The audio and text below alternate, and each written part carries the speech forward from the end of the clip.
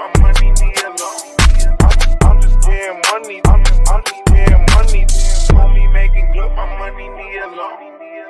I'm just getting money. I'm just getting money. Homie making good, my money, leave alone. I'm just getting money. I'm just getting money. Homie making good, my money, leave alone. Money, homie making good, my money, leave alone. I'm just getting money. I'm just getting money. Homie making good, my money, leave alone.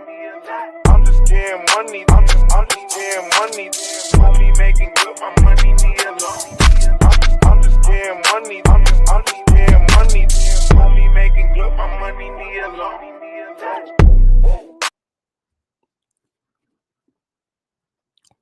Yo, what's going on? What's going on, everyone? Technical difficulties are done. We are back. What's going on, everyone? This is your boy, Coach Ricks and Bishop Franks. And this is Coach's Talk, where we discuss all things OU related, college football related, all things in between. Before we get started, please hit that like button, hit that red subscribe button, man, so you won't miss anything that we got going forward. What's going on, Bishop, man? How's everything going? Hey, living large and supercharged. Big salute, family. Big salute, man. I'm glad we got everything back up and going. Yesterday, man, was kind of stressful. Peed me off a little bit, but at the same point in time, man, you know, it is what it is. Yeah, so no doubt. The agenda today: should people buy stock in Oklahoma football? We were talking about it on the green screen, man, and the transition is 22% thought that Oklahoma would have the same record, 6-6, or a little bit worse than what they did last year. Even though they added a lot of key pieces, people still feel like Oklahoma, is heading in the wrong direction.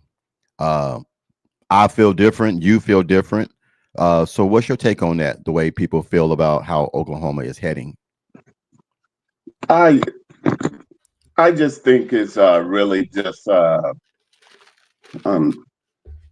it was the pain from last year's season, and I can get where that can linger a little bit because what it does is create unease. But I can assure you that everything happens for a reason, and nothing is by chance. No, I mean, until we get on the field and prove what we're doing and what we can do, it's going to always be that way. And I'm okay with that. I'm okay with someone saying, hey, man, I believe in Oklahoma, but at the same point in time, I think that you guys have to show us. I mean, you know, 2 seasons going 6-6, something that Oklahoma has never done, you know, in the last 20 or 25 years and everything. You got to go back to the Blake era of Oklahoma going 6-6 and things like that. So ever since the Blake era, you have Bob Stoops, the Lincoln Rawlings, and even now Brent Venables, you know. But one thing that Brent has proven, when you give him a person that is good on the offensive side, his defense can lock it up and keep the games, you know, what's going on, David? Keep the games close. And I think a lot of people, man, just are not giving him the chance, and they're not understanding that he's had multiple, let's go it again, multiple coordinators that have left for bigger and better things. You know, now one did get fired and everything, who is now at Tennessee. We're going to see if that's going to be something that hinders and hurts Tennessee, or if that's going to be a good hire for Tennessee. But I think, man, that everything is heading in the right direction with Brent Venables. I just think that he just had, I don't know, man, the way Lincoln left, and we keep going back to that, the way Lincoln left, the way he tore the program down. I think that a lot of people don't want to hear that. But you have to state that before we start realizing that this program was in shambles when BB took it over. What's going on, E? No team in college football would have done better with 5 or 6 linemen, or most the years with 6 wide receivers. Hey, man, look, you spitting fire on that, because that's the one thing that I always said, is that we keep trying to avoid all the things that Oklahoma went through last year. We always say you can't win any ball game if you don't have the horses up front. Well, shit, they had 4 or 5 of them out that had key experience playing multiple positions. Now, let me get that right. Multiple positions. You and I both know how Coach B does. He don't have just linemen as guards or tackles or centers. He likes to have Right. guys that he can move in different spots just in case something goes wrong. So I don't think people understand that, man. And when I keep saying that, 6 receivers, 6, keyword, 6 of them out. Who's going to fear you when you have 6 receivers out? I know I That's wouldn't. crazy. So I would load the box and Yep. I would force you to pass the ball. And as my video showed this morning, key things that Jackson Arnold did not do. He did not read the blitz very well. Right. Now, we're kicking a dead horse while it's down. Jackson Arnold is no longer here. We've moved on to Michael Hawkins and we moved on to John Mateer, who I feel is going to have a breakout year. We keep talking about, oh, he did it in the Mountain West, did it in the Pac-12. Whatever conference he was in last year, he still threw for 3,000 yards and ran for 800 yards. Against any competition, that's good. So we can sit here and keep trying to make that stat not stand out, but that's a pretty okay. What returning quarterback had those stats last year? I'm waiting because there's no quarterback that will be returned. Now, maybe Sellers for South Carolina, but he didn't throw for that many yards. His yardage came from being very mobile, and when the play broke down, he used his legs to, you know, extend the play. So Nico is going from Tennessee. We keep hearing about, you know, Texas quarterback Manning. He hasn't really been in the, you know, he might what is his stats that he has? 500-600 yards passing, maybe starting 3 or 4 games that were meaningless. All I'm saying is, man, is that we're looking at an overall totality of this defense wreaking havoc on some of these new quarterbacks next year. Seatbelt, love the show and hope you all are well. Hey man, I'm well. Hope you're well. Hope you are well as well. Seatbelt. We're just trying to maintain and get these microphones and earphones and everything working, man. Mateer did against the Big Ten, beat up on Washington. Hey, that's what I don't think people understand, that they pick and choose. They pick and choose who they want to have that stat against. Oh, he played against a weak conference. Well, Washington did play in a CFP the previous year, but they did lose their quarterback. They did lose their offensive coordinator, and they did lose their coach. But they still brought back a lot of that talent that they had went to the CFP and beat Texas with. But you don't want to hear that. You hear, well, he didn't do it against lesser teams, and he struggled. Well, the reason why he struggled because the defense was trash. He now gets a defense with 8 returning starters that led the SEC in tackles for loss, hurry-ups, and also 3rd or 4th in sacks in the SEC. Now we keep talking about the SEC is one or two of the best conferences in the. No, I don't want to say that. Let's say the Big Ten and the SEC are the 2 powerhouses in college football. Can you agree with that? I totally agree.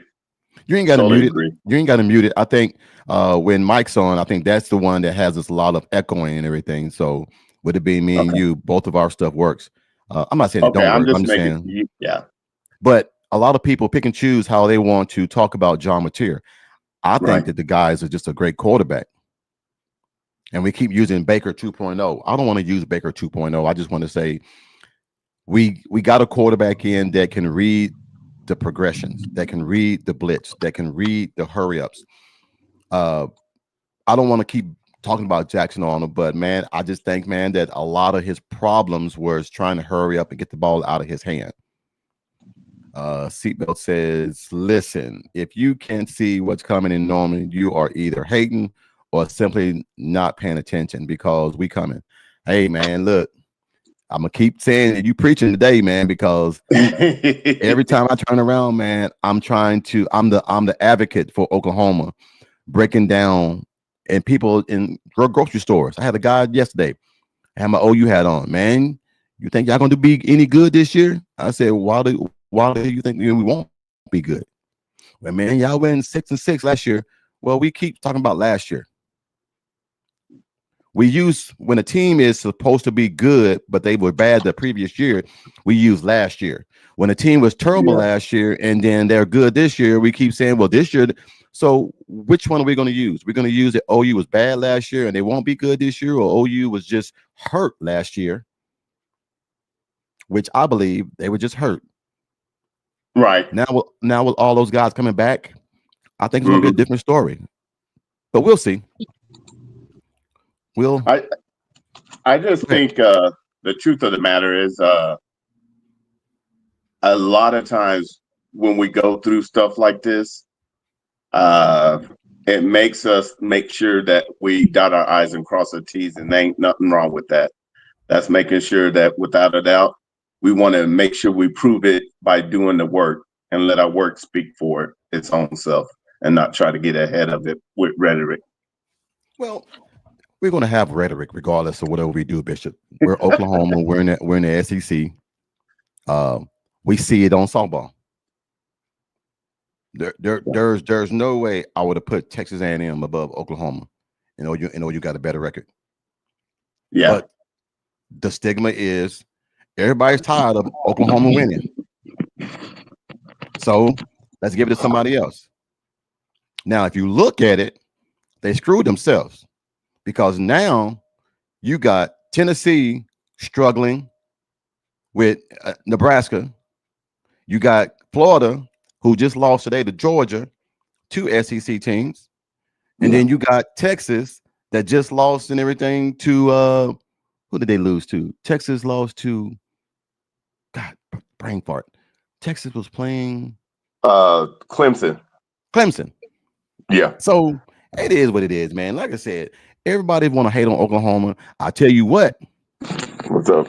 If OU win this year, you might as well get ready, man, for 2 or 3 more years because they got a better roster coming in next year. I tell you what, I think for a lot of people was wondering how much it was Patty for those 4 straight natties.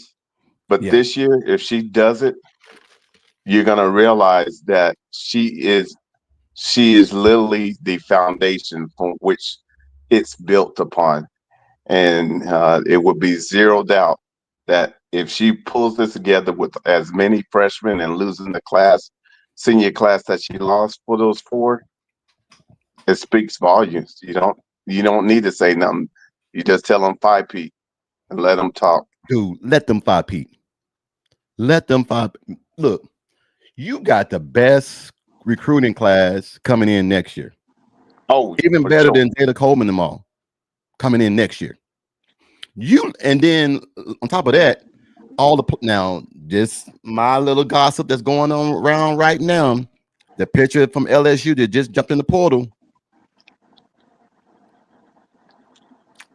Just letting you know, rumor is they already know where she's heading because she already had a player from Oklahoma that's on that roster right there that transferred from Oklahoma to LSU. Now you got a player from LSU that might be transferring to Oklahoma who's a pitcher.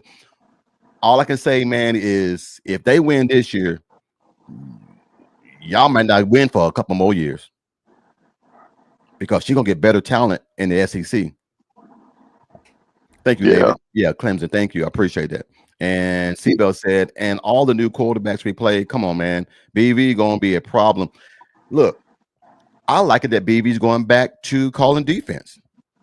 I do too. He's more involved. He's in the flow of the game. But look, you got a former head coach on the offensive side, Kevin Wilson. You got a former head coach. So I'm pretty sure it's, hey, Kevin, help out Ben, Arbuckle. You guys have at it. I'm going to be over here on the defensive side. Yep.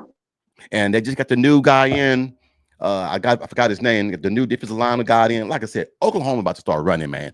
And that's what a lot of people in the SEC did not want to see happen. They did not want to see Oklahoma come in here and succeed because when Oklahoma is succeeding with BV, who was already getting top talent at Clemson, if he comes and start getting top talent in the SEC, boy, it don't look too good for people. Best off-season Okay. hires in all the sports. Yeah, seatbelt, man. But a lot of people, man, feel like at what cost? You hear now that some of the staff is being let go due to budget reasons and things like that. Why is it negativity is going to be the one thing that some of the OU news outlets are going to post? That could have been kept under the wraps because everybody got to do it.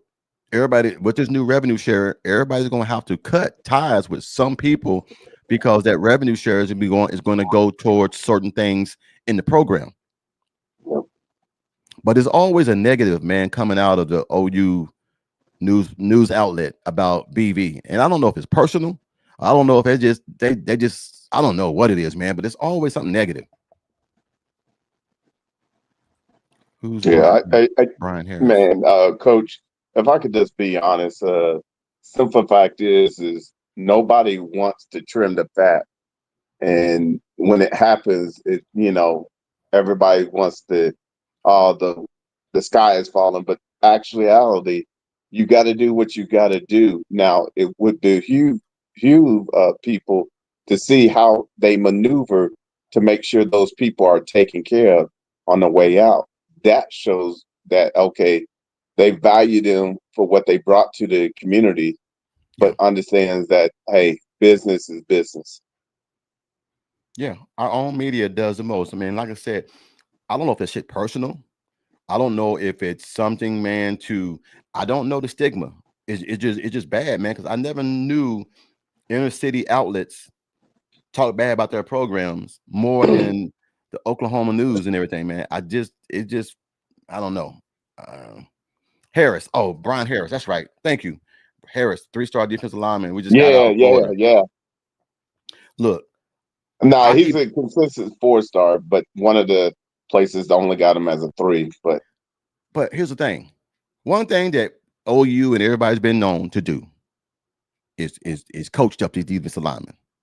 I don't give it down here 1-star.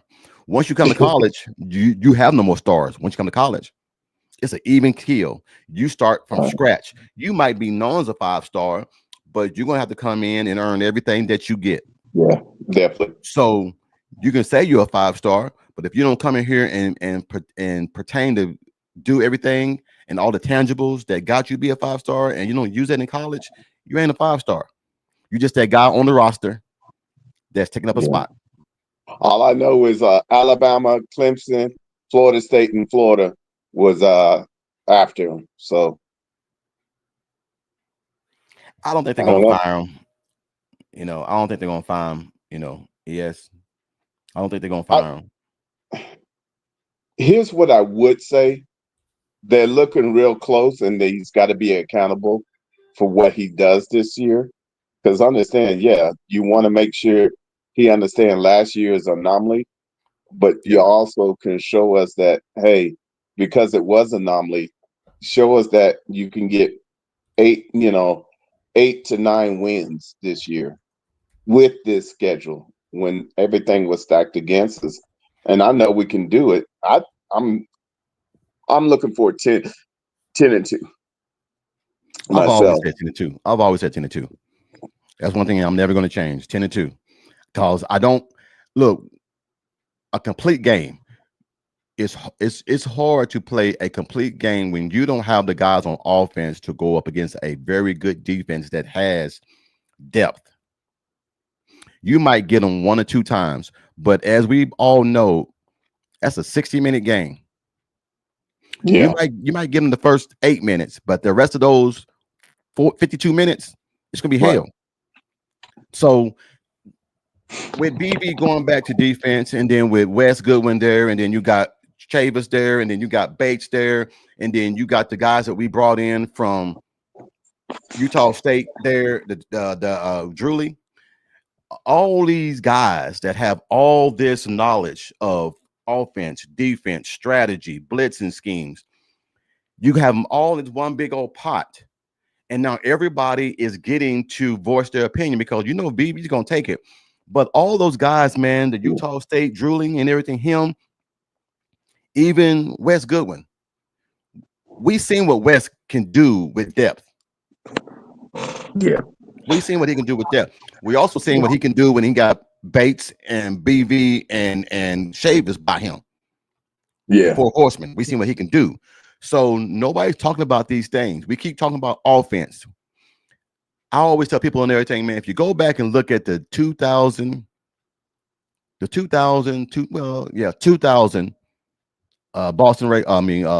Baltimore Ravens. All they would say is give us 10 points. That's all we need.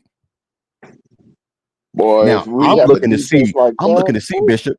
I'm looking to see. We'll put schedule here in a minute. I'm looking to see what offense is going to really score on that. I'm only saying two, and I'm being honest. Texas and LSU. I'm being honest. Them the only two. Well, no, three. Alabama, Texas, and LSU. Them the only three I see that got the horses and the capability to score on Oklahoma.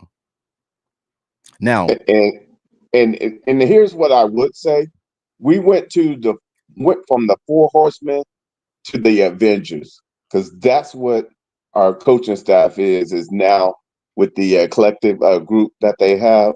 They are truly the Avengers, because hey, we already seen the results of the Four Horsemen when they are all together as one and how they're working as one. If we can put the Avengers into play and that they have complementary football in competitive depth, it's going to be a special season. I'm speaking it into existence. That's the key word, Bishop. When you talk about that, man, I'm going to pull up something that I did earlier and show you guys why a lot of people don't like Jackson Arnold. Go ahead. All right. I'm gonna pull up some stats and everything while everybody is so excited about John Mateer coming here. Yeah, seatbelt. I think the same thing too. I don't think we smack them, but I think that we beat them, and I think that Manning's gonna be running for his life because that defense that he played against Ohio State, they were hitting him and Ewer. But I think that BV knows how to. He's had 3 years against Start, so he knows some of the play calling. And now that game, after they beat us 40-0, we came back the next year and beat them. Our defense played hellacious. Forced 3 fumbles. Forced 2 fumbles, two interceptions against a team that was supposed to win it all. Yeah, and that let me add to Seafood, because he's spitting fire right now. The simple fact is, remember during those times, we don't have the collective group that we have this year, where coming off the edges, we don't have one RMT. We have Okoye. You keep naming, you go down a list and you tell me PJ and everybody else, they know it's a prove it year. So you're going to get their best, and they know, hey, you go hard and I got your back, and the play won't drop off. I'm telling you, it's something brewing with us. It's something major brewing with us, and I'm looking forward to the season to prove it on the field.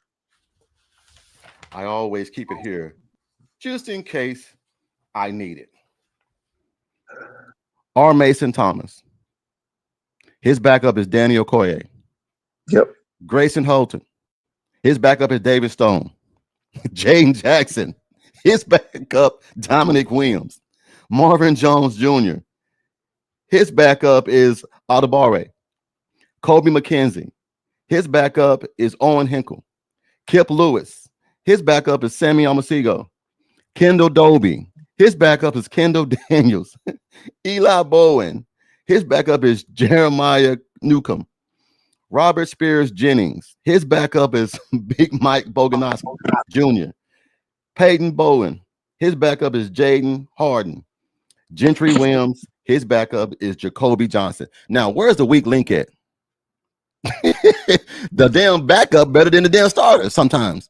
So when you subbing these guys in and out, where's the weak link at? Competitive depth. Everybody drink. So but I'm just saying, That's just the defensive side, Bishop. Facts. Yeah. That's the defensive side. Now, let's go to the offensive side, shall we? Quarterback, John Mateer, pretty much. Backup, Michael Hawkins. Running back, Xavier Robertson. Backup, Javante Barnes. But then you got some newcomers that's bite up to him. Then you got Helms, Tatum, and you got Tatum back there. All right. Ott mainly. See? All right. Wide receivers, Ivan Carrion. Backup, Zion Kearney. Wide receiver, Deion Burks. Backup, Isaiah Satega. Wide receiver, Z, Giovanni Gibson. Backed up with Keontez Lewis. Tight end, Caden Helms. Backup. Well, we don't know who the backup is yet. All right. But then here comes the fun part. Left tackle, Logan Holland. Backup, Michael Fasusi, which Michael Fasusi is going to be starting here sometime soon. We already know that. We know. All right. And then you got left guard, which is very important, Jacob Sexton. Back up to him, Heath Ozetta. Center, Troy Everett. Now, Hickman has been pushing his ass all damn season. Branson Hickman might get on the field before Sexton. Before Everett. This is the old one, David. Powers is on here. I'm just talking about I only went too deep on the roster, so that's my bad. Yeah.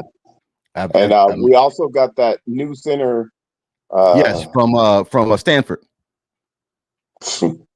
Yeah, Hickman gone, and I saw that and everything when you just said that. Seatbelt. Yeah. That's why I need to get the updated roster. This roster right here, I did this like 2 months ago, but I'll keep it on my desk. You're good. In case. Hey, it's still proving the point.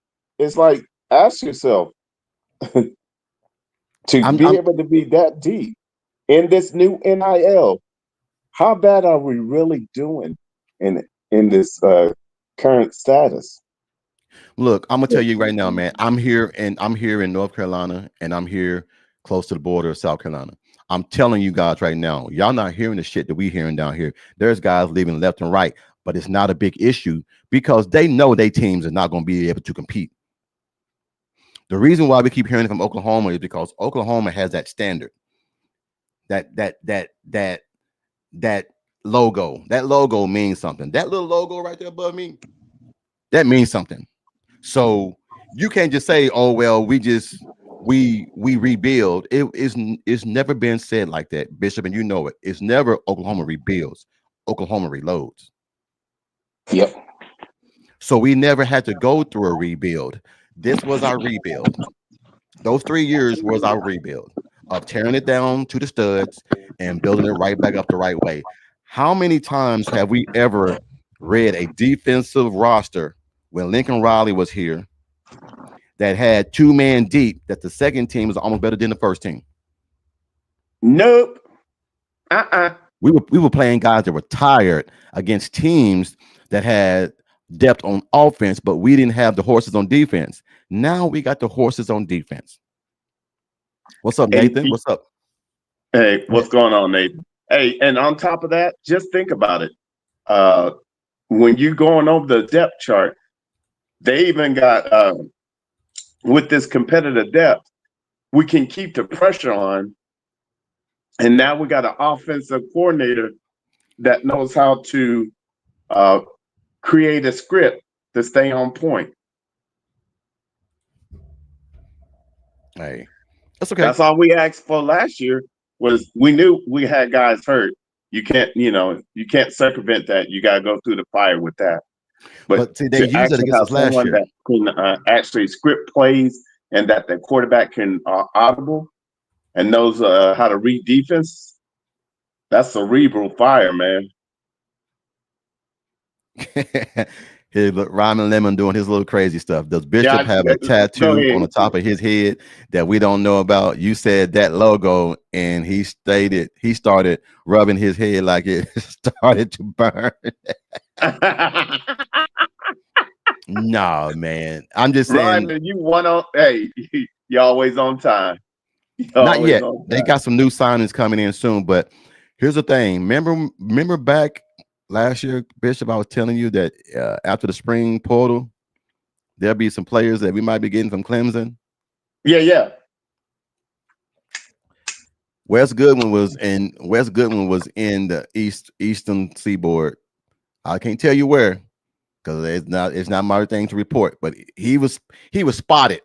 Let's put it like that. He was spotted at multiple players' house at Clemson and everything, trying to get players. Interesting. He don't have the loyalty that BV has to Dabo. I think he felt kind of hurt because there were some players, which I know for a fact, it was mentioned down here in the newspaper down here. There was players that was upset that he left and they didn't get an opportunity to jump in the portal because it was beyond the 5 days. It was past the 5 days, so they couldn't jump in the portal. That's a lot of crazy. parents, a lot of parents were upset. A lot of parents felt betrayed because some of those players came here for Wes Goodwin. They didn't come here for Dabo. They didn't come here for Clemson. They came for Wes. So I know there's a lot of hurt, a lot of anger, a lot of frustration from that side. And I'm not gonna sit here and lie to you. It's proven. You can go check it in on some of the media boards at the Clemson Tiger media board. You can go read it. They're telling you a lot of players were pissed the way that Wes Goodwin got let go. Wow.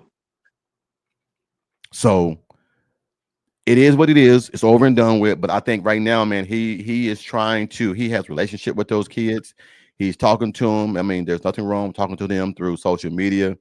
I think that he's doing it the correct way, and just trying to get the players and everything, man, to see what their likes are, see if they're happy, see if would they like to jump ship or come to Oklahoma. Because I'm gonna tell you right now, if there's a player in the Eastern, let's say South Carolina region, Virginia region, Florida region, North Carolina region, Wes Goodwin's going for him. Wow. And you know what? That just, I get where people have their own opinion about Wes Goodwin, but there was never a doubt that he was one of the top tier recruiters in that area. For the last 4 years, Wes Goodwin was the #1 recruiter in the ACC. Facts. Last 4 years. Go check it out. Last 4 years. And the only reason why he didn't get the 5th one because BV got it. Yeah. Gee, man, that's I'm gonna sit here and that's my only gripe with BV is I know you. I put it to you like this: if I have a standard at my school and we've won 2 national championships, and you decide to go for a head coaching job, and you want to take some players, I care about you enough to where I don't want to see you fail. I will let you take the guys that you brought in. That's just me. Because you were the ones that went to go do those visits. You were the one who went out there and lobbied for those kids. You're the main reason why those kids are here. But I think it was kind of shitty, and I'm gonna say it, shitty how he did Wes Goodwin. Because I know the man. I've been to a lot of coaching clinics, and I've seen him. Great dude. Friendly, down to earth, no animosity, no anger, no nothing. He's all about the players, just like BV. I don't think he deserved that. And a lot of media outlets down here say the same thing, but see, you'll never hear about it because it goes against what Dabo is talking about. And no one wants to make Dabo look bad. Right. So I think it's real shitty. And me and you talked about it. Me and you saw it happen. We was like, when are they going to announce Wes Goodwin is going to get fired? Because everybody kept saying around here, win. But me and you called it. What did we say? They're going to wait to that after 5 days. Yep. And then they're going to fire him. Yep. And then it happened. And that was shitty because now those players are locked in. They can't go nowhere. And that's crazy. Lemon says, you pointed out how the talent is there for the OU defense. Let's be clear that we have at least 4 DCs, quality level position coaches. we'll see if we fixed the hole on offense. I believe we will, and it ain't gonna be Arbuckle. I believe we fixed the hole on offense. It won't be Arbuckle. Right. It's gonna be Kevin Wilson. Yeah. See, that hire is so. I want people to understand that that was a super chess move. That was almost checkmate, because what he brings, he has so much experience and intel and accountability that he's going to keep Arbuckle accountable to make sure he's always innovative and staying ahead of the curve. Bishop, that was a pimp move. You know why it's a pimp move? Why I say it's a pimp move? Yeah. What has happened to BV the last few years? He's lost coordinators by getting job interviews, getting jobs, leaving because they want to leave. He's saying now, I'm going to bring somebody in here already that if Ben Arbuckle, here's a great offensive mind, a young guy, if he does get a head coaching job, I got somebody that can slide right on in and we're not going to lose a beat. In fact, what people be like, man, you should have just gone on and did it. But think about it. Look at Chip Kelly. Gave up the head coaching job, went to be an OC at Ohio State. When you have all this stress and now a little bitty box is all you got to worry about, your attention to detail is very crisp, very on point. Yeah. Now I ain't got to worry about boosters. Now I ain't got to worry about kids and the nutrition. I got to worry about calling plays. That's it. That's what Kevin Wilson can do right now. Kevin Wilson don't got to worry about Arbuckle gonna do all the coaching. We got a quarterbacks coach. We got an OC. We got an OC to the OC. See what I'm saying? Dude, man, look. Yes, Nathan. Yes. Coach, we're fixing to see one portal window, or are you going to stay at 2? I think they're going to have, the way it's talking, man, they're going to have 1. Yeah, I prefer 1. Well, but here's the thing. If they go to 1, when are they going to have it? It should be done after the season. Oh, absolutely. Not in the middle, not before. Not before, after. And then I will give you you got 4 weeks. You got a month to jump in and jump out and go where you're going to go. So I would have the portal open from December to the end of January. That's how I would do it. Because now you ain't got to worry about teams jumping ship to go and give this team stats and play calling. Season's over. So that was one of my biggest gripes about that 2 portal thing. Now, let's see what Lemon is saying now. He said, I disagree with people saying BV should have taken Clemson players.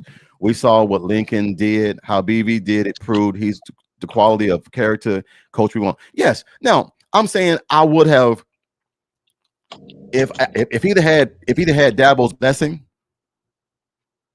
because let's say like this. All right, Lemon, let me put you like this.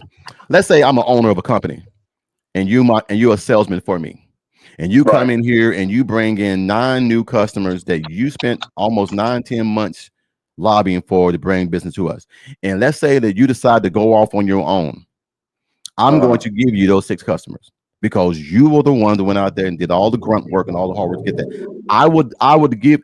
I have enough confidence in my business, enough confidence in my program that I would give you those 6 to get you started because I care enough about you. That's what I'm saying. Dabo should have done that. We saw Dabo didn't do that to BV. He damn sure didn't do it to Wes Goodwin. Everything is all about Dabo. Everything. And this is just me talking. I'm not saying nobody else. This is just me talking. I hear you. You got to do it the right way. So if BV is doing it the right way, why didn't Dabo do it the right way? If they're so close and they're so tight. What's going on, Benji? What's going on? Yes, bingo. Wilson was the clutch hire. Man, look, I'm gonna always say it. Him and Arbuckle are in the laboratory right now, drawing up plays. That's a beautiful thing, then. Wilson will take up for what Joe John Finley lacks. I was just gonna say, yeah. Because nobody realizes that he was a tight end coach at one point in time. yep, yes, sir. So, hey, Joe John, you better do your P's and Q's. Here's someone that can evaluate, and he comes reputable. Well, BV learned his lesson. Seatbelt. He learned his lesson. BV building for the future. Coach, you dead on. He learned from his mistake. Look at it. He lost. What was the guy that went to West Virginia? Oh, I forgot his name since he's been gone. oh, Damn it. They'll put it in here. Anyway. yeah. Now you got 3 guys on the defense that can call defensive plays for you. 3. You got 2 guys on offense that can call offensive plays for you. So BV has learned his lesson. We're going to be so productive that people are going to want to come and poach my coaches. I got to have guys and people ready to slide in, because no more of this Seth Luttrell crap. 2 coordinators and you don't know who's calling the damn that. Give me a play caller and let's ride with it. Oh yeah, Zach Alley. Zach Alley. Yeah. Thank you, guys. Yeah. Who would you slide to not miss a beat? Hold on. Who would you slide to not miss a beat? What do you mean, BG? I mean, Benji. Who would you slide? I mean, I don't know. I don't know how to answer that. Who would you slide to not miss a beat? Say it one more time. Who would you slide? Who would you slide to not miss a beat after the regulars? So I'm trying to figure out. What side of the ball is he talking about? I don't know. Or is he talking about staff? Well, that's what I'm saying. You have from December to the end of January. You got to let kids enroll in January. So yes, you have from December to the end of January. So I'm pretty much giving you 2 months, pretty much. There's a difference between, let me say, there's a difference between actively recruiting the kids to move with you and allowing those to come with you that want to. It was proven as to what happened with Kanik coming. Yeah. But see, here's the thing. Dabo told BV that he could take Kanik, but BV said no. Kanik withdrew from him by himself.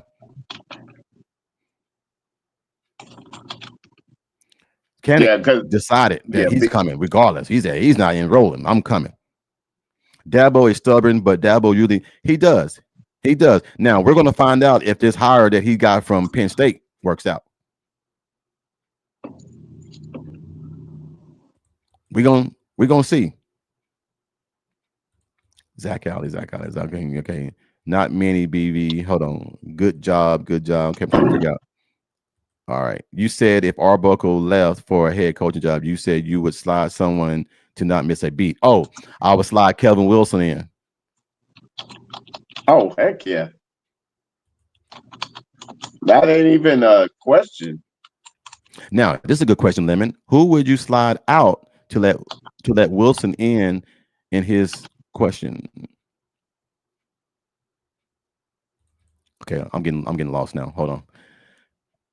Could we possibly see the only remaining coach off the old staff that's not the head coach we let go this season? Possibly. So he said, oh, so Wilson would slide in for Arbuckle if he gets a head coaching gig. Yes. I'll be right back, bro. Okay, take your time. Yeah, that'd be a great hire as OC, because one thing Kevin Wilson can do is call an offense. He can call an offense very well. And that's what we're trying to talk about today. We're here, should we buy stock in Oklahoma football? And after all the names that we mentioned on the roster, Kevin Wilson runs a plethora of offenses. He can run a 12 personnel. He can run a spread offense. He can run the pro style. He can run a pro.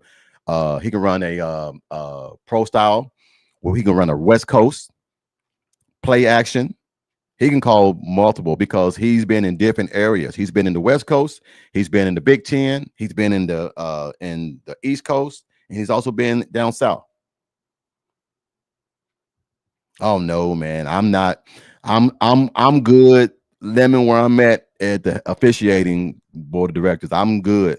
I would then hire Coach Ricks as a party coordinator because we know that man keeps a place lit. Man, look, I love to have fun, but I don't have the tolerance for young adults. I'm good with kids, but older people, man, 18 and older, I'll choke shit out one of them because they just got a mind of their own.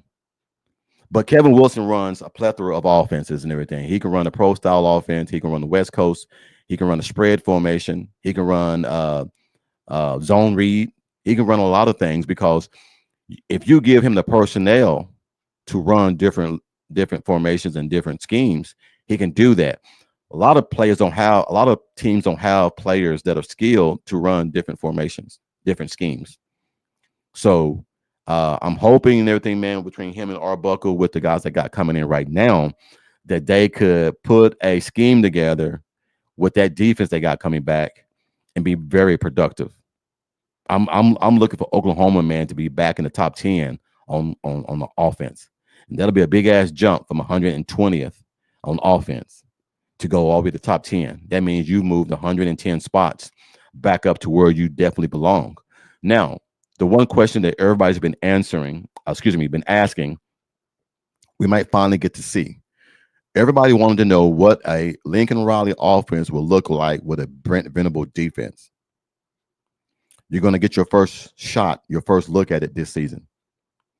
I believe that first game, Ben Arbuckle is going to try to make a statement. So that first game that OU plays, I think that Oklahoma tries to get in the 60s and 70s. I really believe that because that defense is not going to give up anything real deep. They won't give up multiple runs. They won't have no bonehead plays, busted plays, and things like that. This defense is a little bit more mature than last year. Even with Danny and Billy back there, this defense is a little bit more mature because they've seen everything from when they had a 6-6 season to a 10-3 season. One thing, Bishop, you can say about this defense, they've seen everything. They've seen everything. They've been through everything, and now they're fighting for their beloved head coach's job. So you think they won't go out there and ball out and go crazy? So the question to you in the panel, I asked Bishop, and he got his 10, I got my 10. And then we're going to read some of the fan letters. I think someone mentioned that earlier. I got 10 that I'm going to get out because we got a little sidetracked yesterday, and we got 13 more from last night. So I'm gonna hit those 13 real quick today. Okay. But my question to the panel is: give me 3. The panel give me 3. Bishop, you're gonna give me your 10. Give me 3 key plays from the 2024 season. 3 key plays from the people in the comments. Bishop, you're gonna give me your 10. I got 10, and you got 10. Yeah. So you give me one, I'll give you one, and we'll go back and forth, and then we'll see what the guys in the comments have to say. All right. Definitely. Well, hold on. Let me get caught up on these things. If OU is going to be good under this staff, it needs to be this season. If it don't happen this season, this staff probably won't make it. Probably. Ratchet Rick sounds good. Oh my goodness. Top 10 offense in this defense. Nobody want to see us in the playoffs. True. Usually y'all stomp these types of teams to open the season. Yes. He makes his statement against Michigan. I think so too. Y'all killed Temple a year ago. Biggest test will be against Michigan. You think so? You think it won't be against LSU or Texas or Alabama? the big thing that happened this season for the all defense is that starters need to train up those backups. Okay. Yeah. I see. That's that competitive depth. I totally agree. Limit. Arnold fumbling on Tennessee 4-yard line after defense got us the ball for him was huge. That's one. Okay. Bishop, what's one of yours? Uh, the Kip 6 in Auburn. Against Auburn. Yep. All right. Mine was Billy Bowman big hit on 4th down against Missouri. Ooh, nice. Nice. Hey, I had to get that out the way because I knew somebody was gonna take that.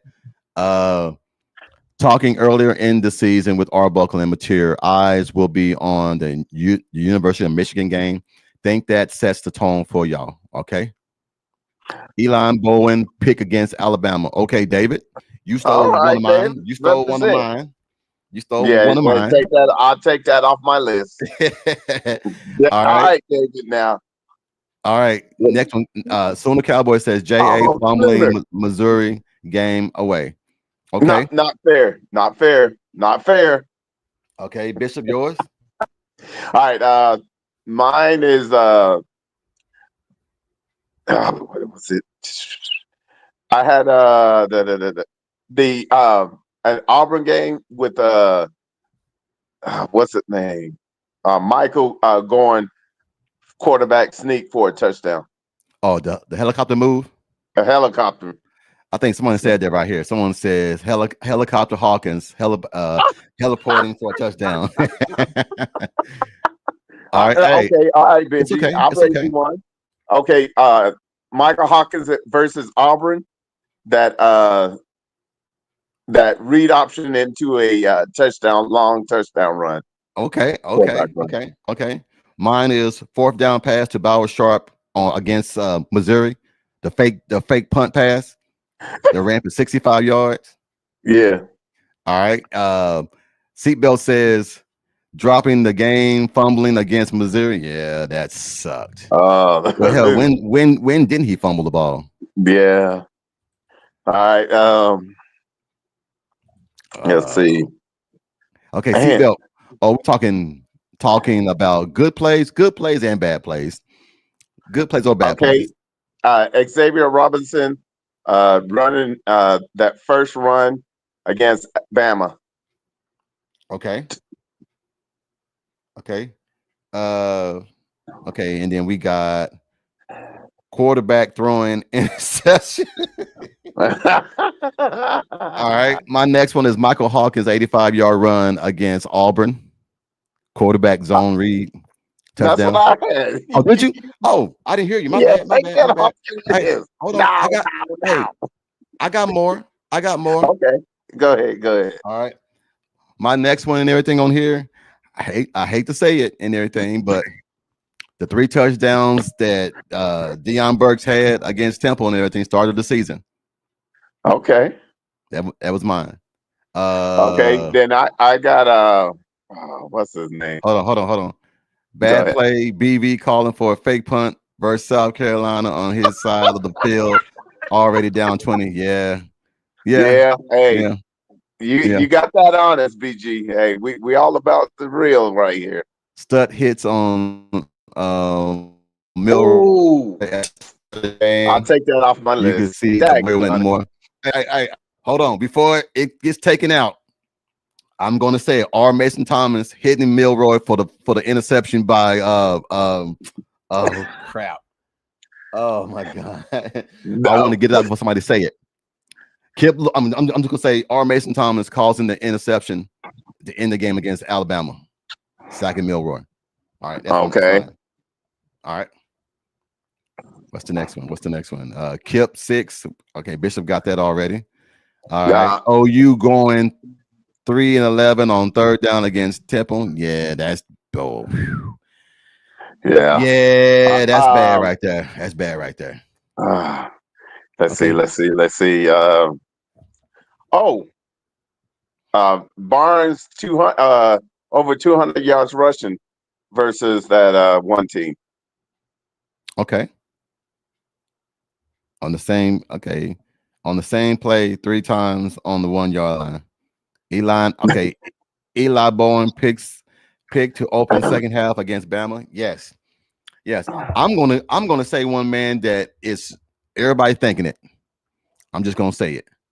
Bauer Sharp dropping the ball in the end zone on a touchdown pass. That was my. I think man, somebody that's mentioned it in here. I think somebody mentioned it in here. I think someone mentioned that in here, but I don't want to steal it from them. But that was one of mine. Yeah. Bauer Sharp barely beating a 4-8 Houston team. Yeah. Oh, Grayson Holton's sack. 2 point safety to seal the game. You got it on my list. It was on mine. All right. Hey, we gotta keep it interesting, but I got one good one. Okay. Robert Spears Jennings sack on Auburn quarterback to seal the game. That delayed blitz, that delayed safety blitz to end the ball game. Yeah, I love that. The Tennessee fans fighting in the upper deck over the guy behind me, not keeping his hands to himself. That's my season highlight. Former starter center for Virginia, who is now a Tennessee fan, was a badass. All right. Navy quarterback running up the gut for nearly 100 yards. I know, man. That that's crazy. All right, Benji. All right. That ain't one of mine. All right. What's the next one? All right. Next one is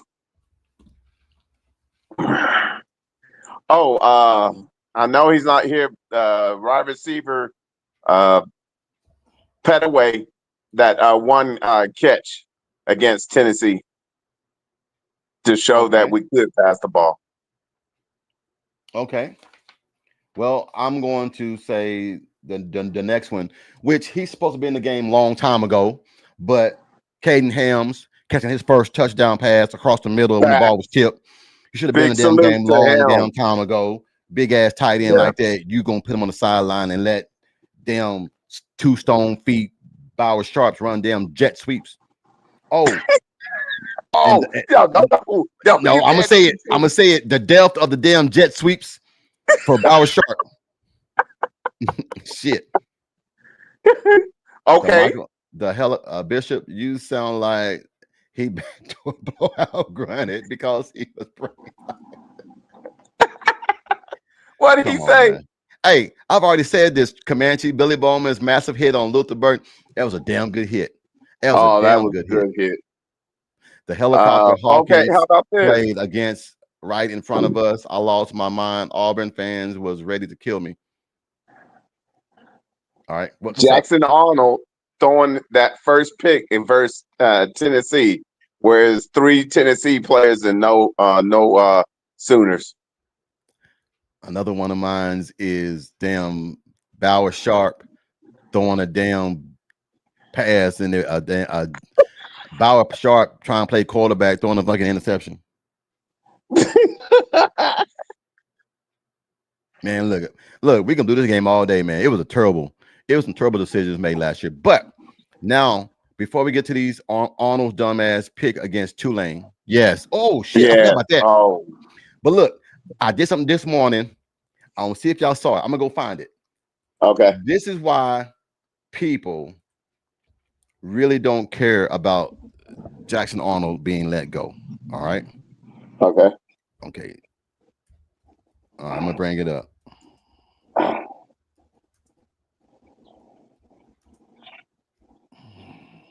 Terrible, trash. And I'm gonna play it. Hold on, I'm gonna go to the play that I had earlier, so you guys can see, and we're gonna rewind it, and I'm gonna show you guys what I'm talking about. How he didn't read the game right. Oh my goodness! I think it's right here. I'm gonna share it. No, I'm gonna share it. Hold on. Missouri, Jackson Arnold fumble. What you got? I'm gonna share it. All right, I'm gonna share it. This OU offensive line is realizing here this game. Right here. Look at this man right here. Against a deep Tennessee Hitting the team ball that off. rotate bodies. If you look at this play, go show it again. If you look at this play, look at this. Watch this. The tackle Tarquin just lets his speedy. Stop. When you see the damn defensive line biting down, what are you supposed to do? Hand the ball off. Hand the ball off. If he would have, watch this. Javonte Barnes would still be running. Watch this. Just watch. This shit's gonna crack you up. Just watch this. Let me rewind a little bit. Just right here. Just watch this shit. Just watch this. Lets his speedy defensive end go right by him. You know, he's waiting for the tight end who's coming over to be able to help get. This is why I don't understand why Auburn fans are so happy about. Now watch this. He's been big. On the play fake, Arnold drops back from the pocket. Why would you think to across the field? Shut and threw it right into the hands of McCoy. McCoy this is what I'm saying. In Oklahoma territory. A lot of people are happy to see Jackson Arnold gone. Okay. Yeah. Do you think Freeze will start Jackson Arnold against us because that may end his career? Dude, one thing that I know people don't want to talk about, but I'm gonna talk about it. Bishop, if me and you are boys and we got a squad and you leave and you go run your mouth about why you felt like the people and what this, when I see you again, I'm gonna light your ass up. Yeah, I'm just telling you, he better not start him. He's on the menu. Yes, that sack wasn't on him though. That tight end but you're taught. I was a quarterback. You're taught whenever you do a zone read, you are looking at the defensive end. If I go back and look at his head, if you go back and look at his head, it's not even pointing. He's not even looking at the defensive end. He don't even see him coming. Yeah. He's not reading his keys. He's not reading the progression, man, because, you know, and don't get me wrong, man. Once you get hit a few times, you try to get rid of the ball real fast. I'm not going to sit here and lie to you.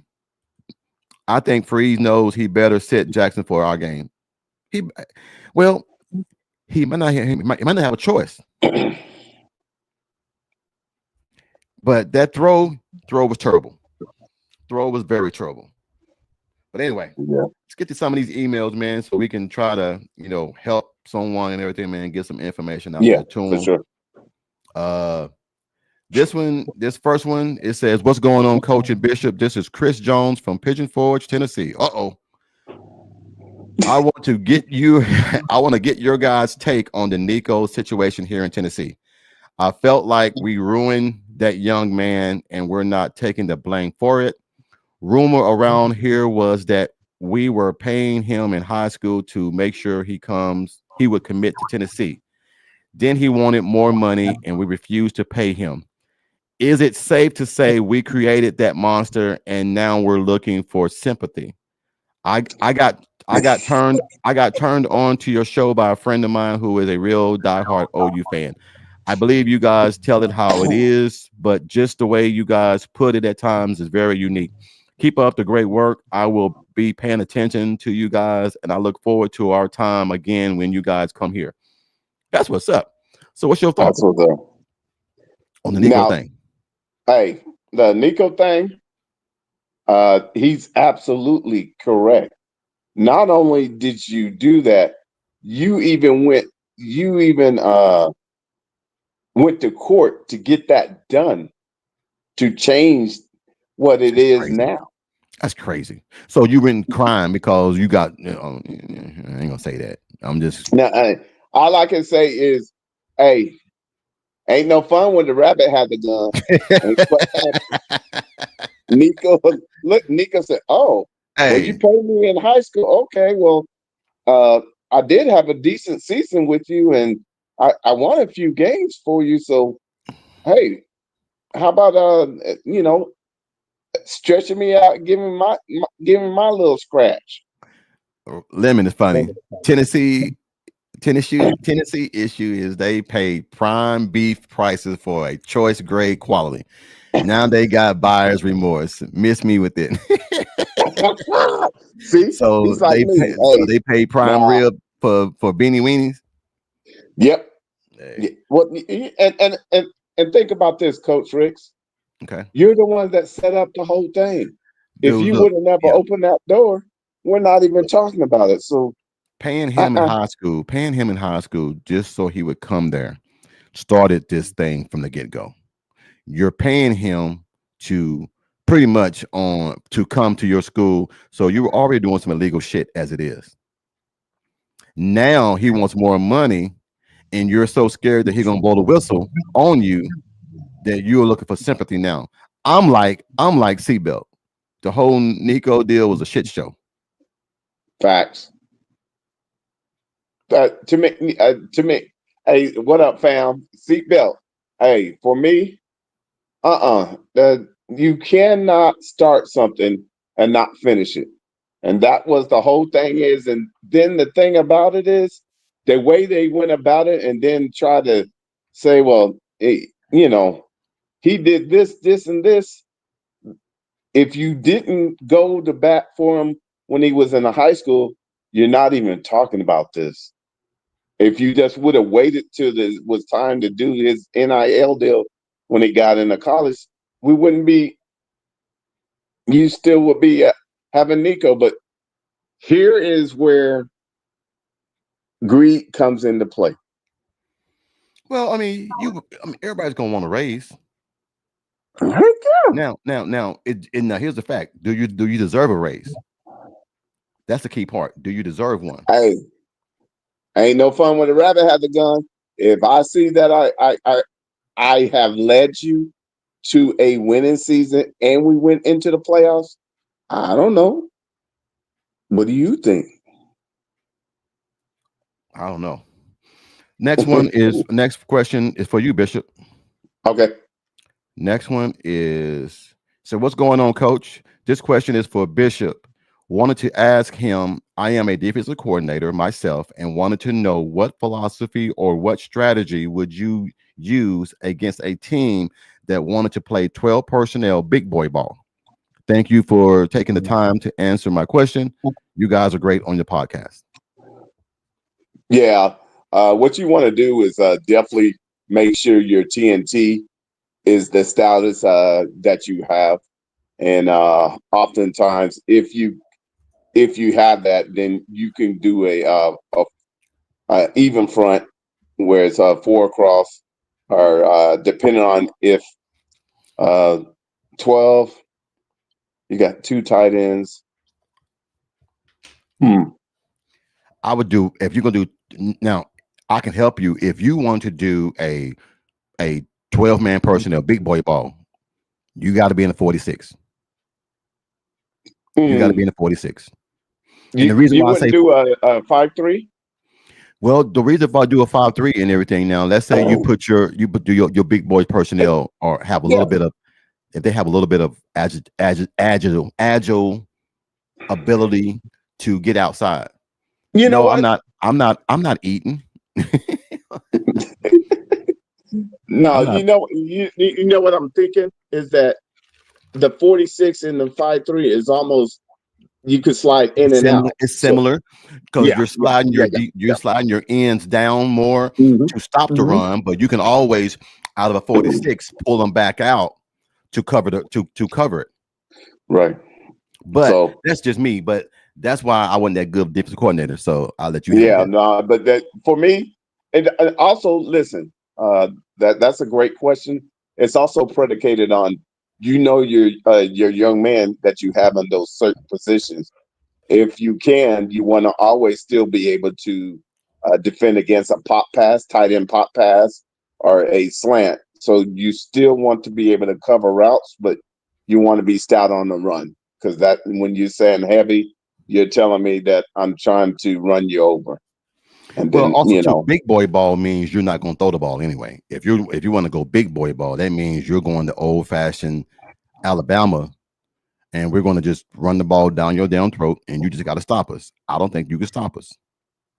Well, I don't want to see. That's when if I go to sleep as a defensive coordinator and they throw that pop pass, and we're charging everything to the run, then that's when you get caught with your pants down. But I get what you're saying, and I appreciate you.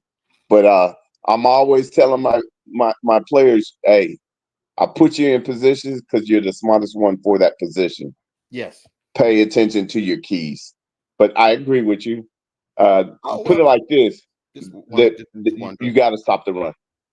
If they're playing big boy, they're telling you that they don't believe you can stop the run. Okay. All right. Here's another question. Hey, what's going on, Coach and the panel? Just wanted to reach out to you guys to say I love the show. I love how you guys interact with one another. My question is a softball question. Okay. Do you really believe that this OU team can win it all with how young they are and with Patty having to teach them how to win at a high level? Thank you for the time. Good luck on the podcast. Want me to start it? Or you start? Yeah, go ahead. Yeah, no, I think like I was saying earlier, when you have the seniors that we had the last 4 years, where you win 4 natties and they go ahead and graduate, and you bring in almost 8 to 9 freshmen, if you're gonna count that the redshirt freshmen, and the rest is filled in. That tells me that they gone through the season, and we know the SEC play the whole year was tough because we had some series that we dropped that we just got beat in those series. But what it did is that it also became our schoolroom, and it taught us how we had to find out how to bow our necks, and we found how against Arkansas. Yeah. Well, I put down it made us tougher. Yeah, absolutely. Patty even said it. Yes, going through that SEC gauntlet, it made this team grow up. Yeah. It made this team and now, like she said, we're battle tested. We're battle tested to encounter whatever they throw at us in the Women's College World Series. If they make it there. Like I said, the game's on right now. I haven't checked the score. Let me check the score right now and everything. I try to not be watching TV while we're on, but you good.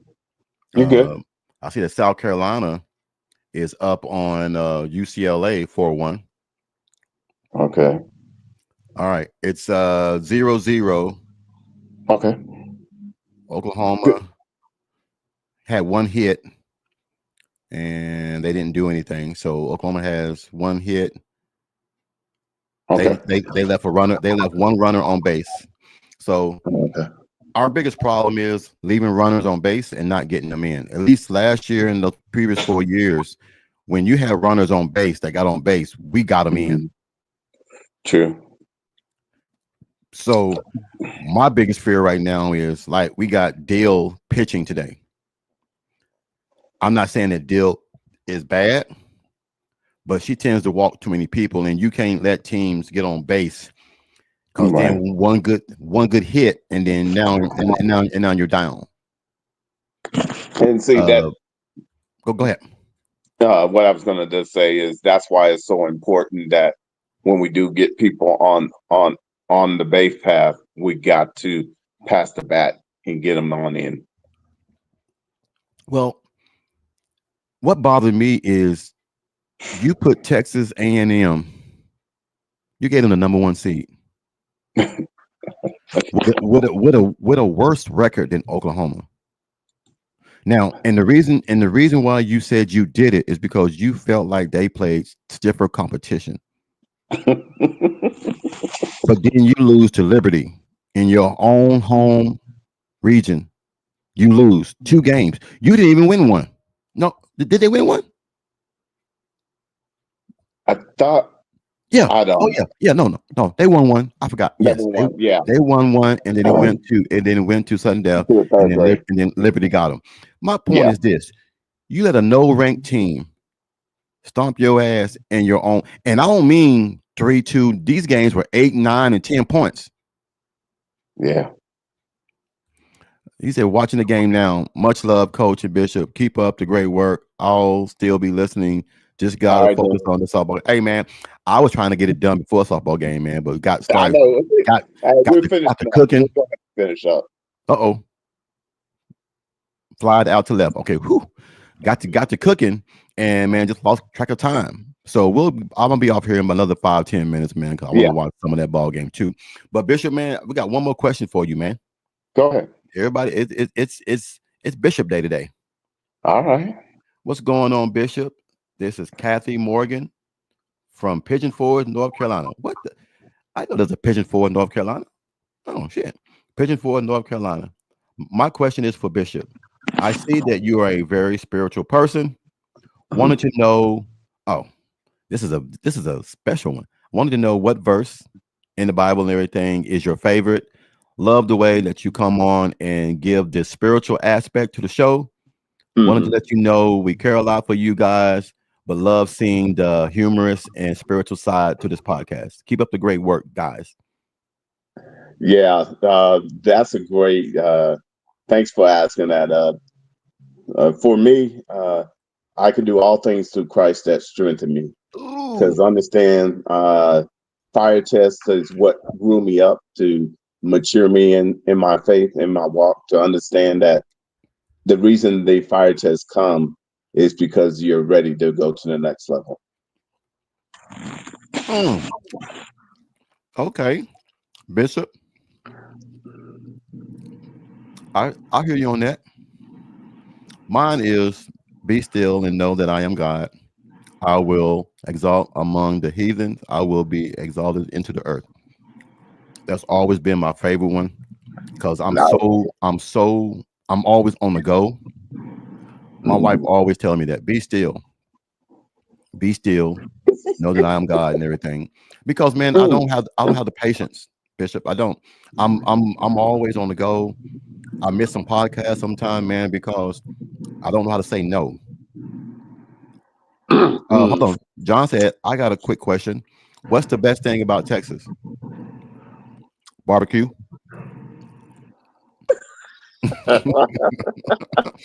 I second it. Barbecue. You didn't say Texas a 10 or that. You said about Texas. No. Barbecue. I know you ain't talking about. He said, nothing cuts Bishop short. He's got length to spare. It's I'll see myself out. Boy, he's stupid. Rhyme lemon. Okay, John Russell said, I think that may be Psalms 40. No? Yeah. Is yours? Mom's Psalm 46. Is yours 40? Yeah. Okay. Now everybody should know Psalms 23rd, right? Yeah. Oh, yeah. The Lord is my shepherd. I have all that I need. You know, so everybody know that one. My shepherd. Okay. You lead me behind. He laid me down in green pastures. He lead me beside peaceful streams. You know, everybody should know that one. Yeah. But I'm a minister kid, man. So sometimes, man, I be throwing them out and they be like, man, Will, you need to stop preaching and talk to me. I'm just talking. No, you preaching. My bad. There it is, Lemon. Yea, through I walk through the valley of death, I shall fear no evil.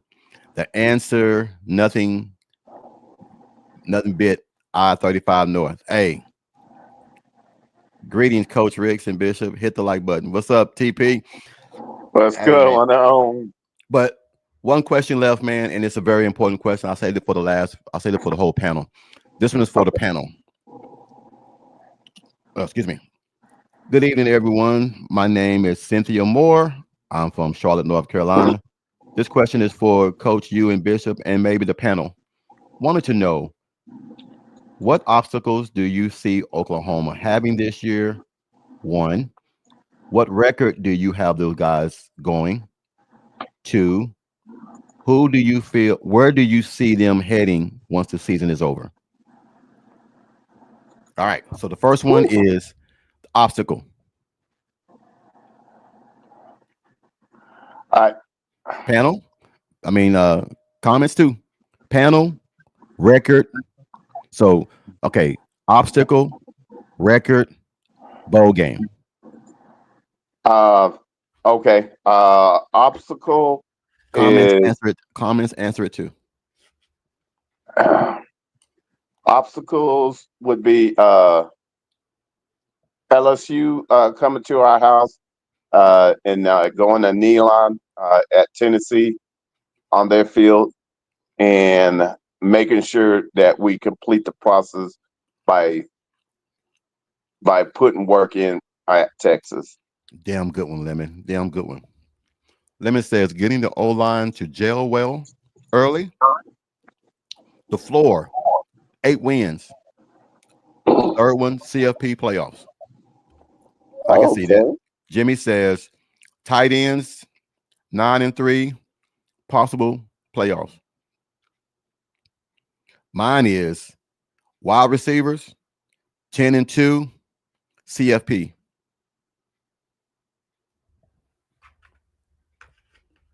Bishop? You there, Bishop? Yeah, I'm right here. Oh, okay. I know you were there. I heard you. No. Is So it my turn? yes. All right. I think we'll actually be in the playoffs. Okay. So I don't know exactly what bowl, since we'll be going 10-2. Well, 10-2 out of the SEC. They're going to move some games around this year and everything, so we don't know where that might be. And they're going to not do these automatic bids no more. They're going to do a ranking before we give out the CFP. So we don't know where Oklahoma's going to end up. Okay. But yeah, I know this, that I'm just speaking it into existence. I believe we'll be in the playoffs. Well, everybody has that. Everybody has them in the playoffs and everything. So Yeah. I'm sorry, guys. And yes, now I am eating lunch. I had it earlier. I am eating my hibachi chicken, so I apologize. Oh no. Just bear We're with me. almost done. We're good. Yes. So the last question I want to ask is, with everything that's been done, with everybody that we've gotten on roster, why is it that people are not buying stock into Oklahoma? Is it one, hate, which is a bad word? Is it one, hate? Two, they don't want Oklahoma to do good. Three, they're scared of Oklahoma getting good. Or four, they just don't know football. I'm gonna put mine down, and y'all can put your number down. You won't. I'm gonna put mine down. One, they hate Oklahoma.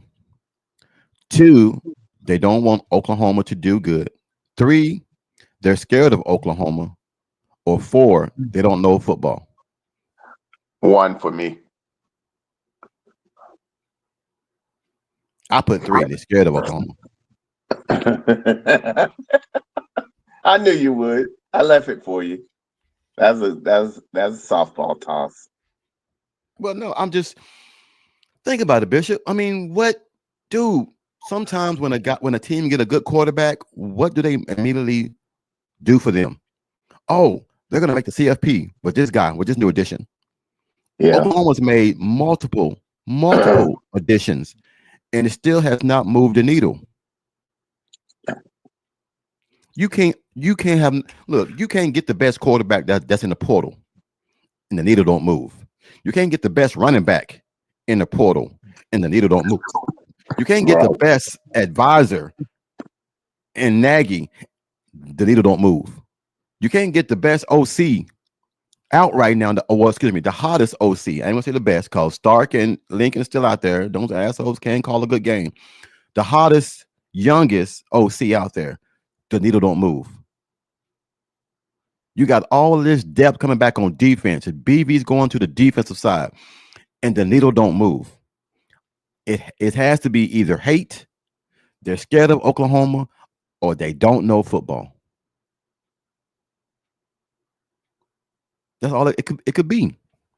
What else could it be? Okay, put you like this. What if LSU would have got John Mateer? What would LSU be? The odds-out favorite to win it all, correct? Facts.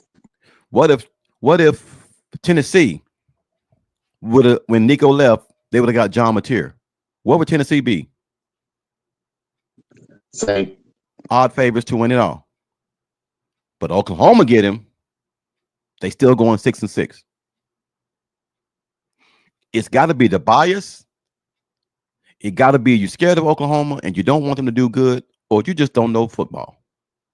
Or they hate us. Johnny says, I'm going to say this.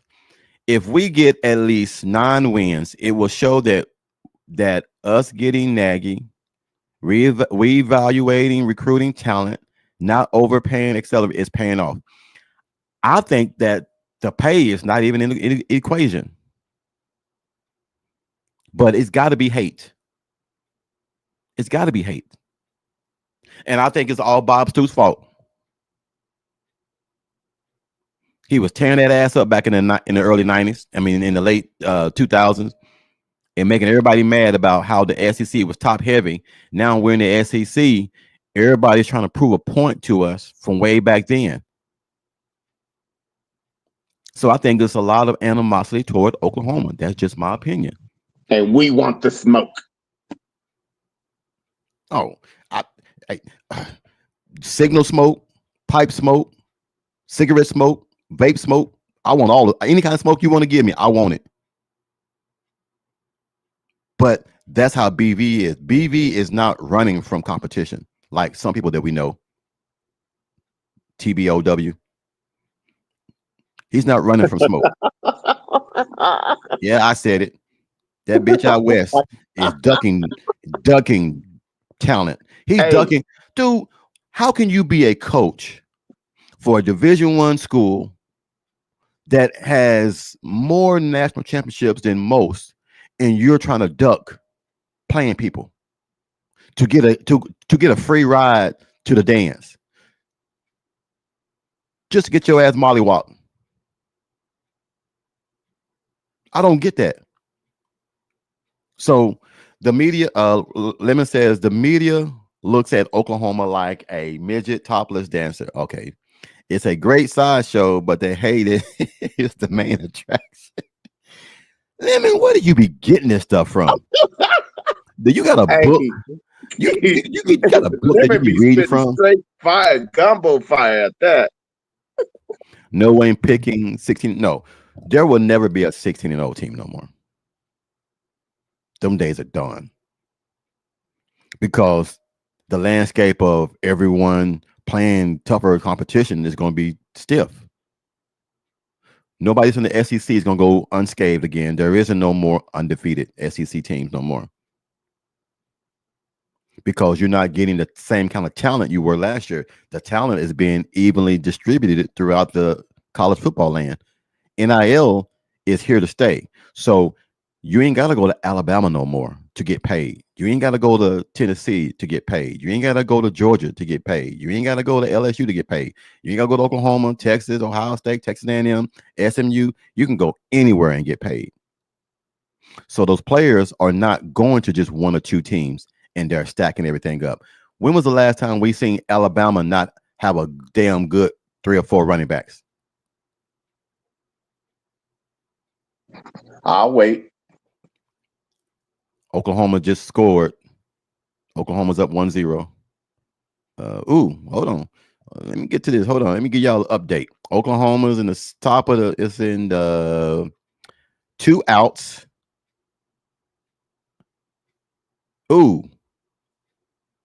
Single then scored Emily. All right. Oklahoma is up 1-0 with a runner on 3rd and 1st with 2 outs. Pickering is up to bat right now. So Oklahoma is up 1-0 in the top of the second. All right. Hold on. He said, Coach Ricks, look at my comment about the state of Oklahoma. That's the valid actual point. All right, Lemon, where's it at? The media looks at Oklahoma. Well, I've already read that, man. You got me reading that midget joke again. All right. John says, along with Stoops, look at our softball and gymnastics domination. Baseball doing good. If OU takes over football, it's a wrap. So they praying every Sunday for us not to succeed. I agree with that. I mean, look, dude, I'm not going to sit here and lie to you. Oklahoma is the only program I've seen that's doing good in almost every damn program that they got. Tennis is doing real good. Gymnastics just won the Natty. But look at what they won over the last 10 years. Who's won more gymnastics championships than Oklahoma? Texas has won the Director's Cup. Oh, Texas has won the Paper Cup. Oh, I was just playing with the Benji. Texas is an everything school. I don't know about all that. All right. Anyway, guys, I'm about to get up out of here, man, so I can go watch this softball game, man. But Bishop, man, thank you, man, like always, man, for jumping on with me, man, to get some of these things done. We tried to get on last night, but there was a technical difficulty with my microphone. So I wanted to make sure that we get on today, man, and knock a few things out. But I'm gonna get here and watch this softball game, man. For sure. But until then, man, you guys enjoy your weekend, man. Happy Memorial Day. Enjoy your Memorial Day, man. Be safe. If you're gonna drink, man, have a designated driver. Just be safe, man. Don't try to do anything out there, man, that I wouldn't do. And track, Benji says, and track and field, tennis and volleyball. Even Cook raved about Texas swimming trophies. Boy, you crazy about that. Anyway, Boomer Sooner, man, you guys have a wonderful weekend. Enjoy your Memorial Day, man, but be safe. Until Thursday, and yes, we are back on Thursdays. No more softball, no more baseball, no more flag football. I am officially done with sports until August. So I'm going to enjoy my summer, but me and Bishop are going to be focusing more on Coaches Talk. So check us out Thursdays nights, 7 p.m. Central, 6 p.m. East. 7 p.m. Eastern, 6 p.m. Central. Until then, man, you guys have a wonderful weekend, man. Peace out. Boomer Sooner. Money, homie making good, my money need a loan. I'm just getting money, I'm just getting money. Homie making good, my money need a loan. I'm just getting money, I'm just getting money. Homie making good, my money need a loan. I'm just getting money, I'm just